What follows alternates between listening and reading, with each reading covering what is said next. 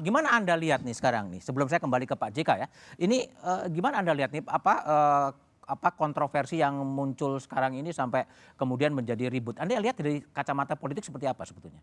Ya, memang ada ruang yang abu-abu. Di satu sisi pesan dari Pak JK cukup clear, memberikan pesan tentang netralitas kekuasaan negara. Dalam konteks ini adalah negara. Karena bagaimanapun juga pemilu dan juga kehidupan demokrasi yang adil itu harus dilandaskan pada konteks kekuasaan negara yang netral. Tetapi kembali ke pertanyaan Pak Jarod tadi, apakah kemudian Presiden berhak untuk melakukan itu? Kalau bicara hak, memang betul Presiden memiliki hak politik. Oleh karena itu dalam Undang-Undang Pemilu nomor 7 tahun 2017, tepatnya di pasal 299 ditegaskan Presiden dan Wakil Presiden memiliki hak untuk berkampanye.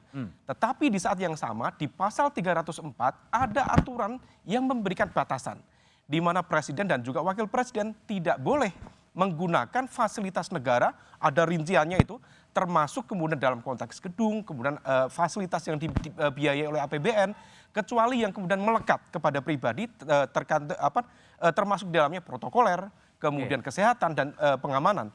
Tetapi esensi pembatasan di situ sebenarnya memberikan pesan kepada Presiden untuk bisa memisahkan mana domain privat dan juga domain publik.